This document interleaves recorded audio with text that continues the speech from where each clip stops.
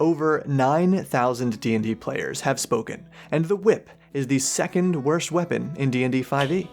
Yes, you may think it's the worst, but according to my comments section, many folks completely forgot about the blowgun. Whole other video about redesigning that weapon. The whip only costs 2 gold, but who cares? We get free weapons when we create characters and kill monsters. The whip only does 1d4 slashing damage, and that small die is a big deal because amount of damage is the number 2 factor people consider when choosing a weapon. It also has the finesse property, so it can be used with strength or dexterity, which is great. And the reach property for more range in melee.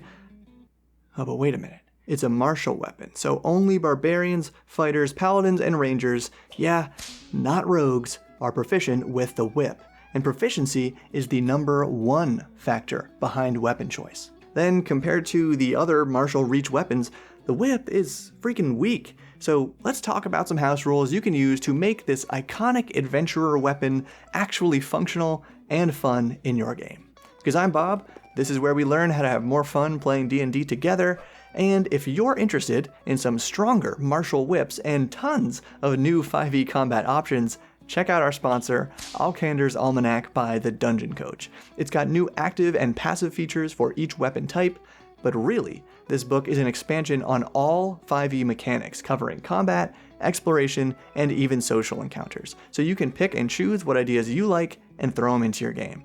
Check out the PDF on Coach's website and save 10% with code BOB10.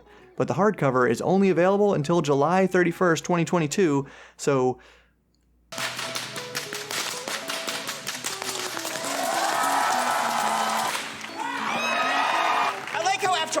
always end in a flourish.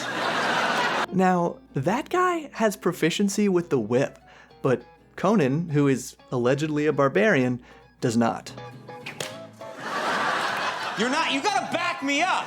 As I told you, I'm an amazing athlete, so it's not my fault. This is my technique. And I stand by the 5e ruling that martial weapons require more specialized training to use effectively. So, the whip in this Indiana Jones bullwhip form should probably remain a martial weapon.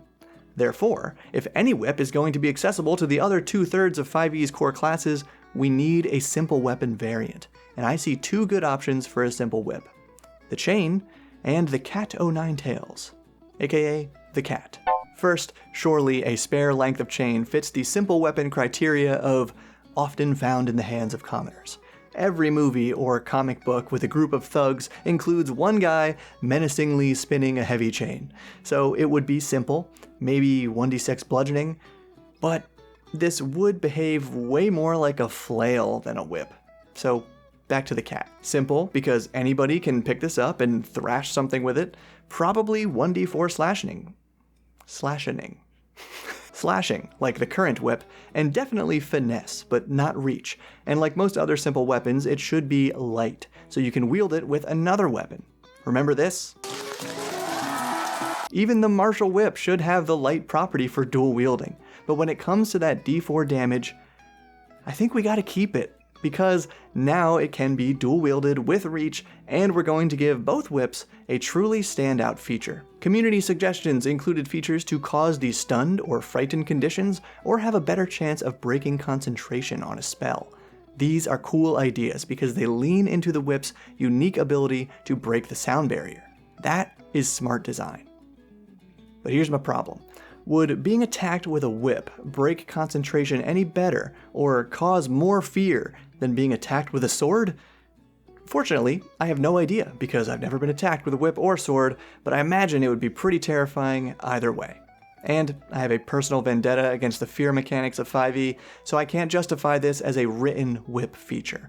Much like my recommendation of using the blowgun as a snorkel, this is a niche utility, and it just doesn't need to be baked into the rules. But the main type of feature that folks had in mind for the whip is lashing it around stuff. Legs to trip opponents, weapons to disarm them, or a whole creature to grapple them. And I like each of these ideas, so here's what I came up with. Grappling. This ensnaring weapon can be used to take hold of objects and creatures. When you attack with this weapon and hit, you can choose to deal no damage and subject the target to the grappled condition. The target of your grapple must be medium or smaller. As a reaction, you can attempt to pull the grappled target toward you. If the target is another creature or an object held by another creature, the creature must make a strength saving throw where the DC is equal to 8 plus your proficiency bonus plus your strength or dex modifier. On a failure, targets your size or larger are knocked prone, and targets smaller than you are pulled 10 feet towards you. Any creature touching the weapon can use their action to end the grapple.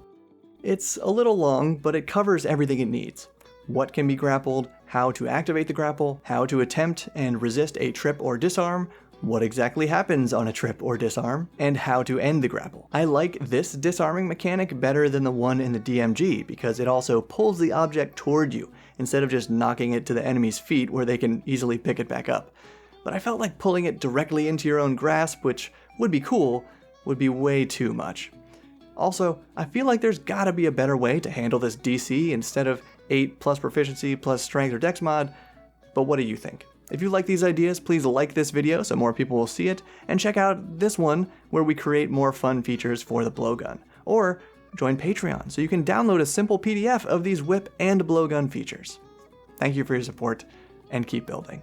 And then it's gonna look so freaking cool!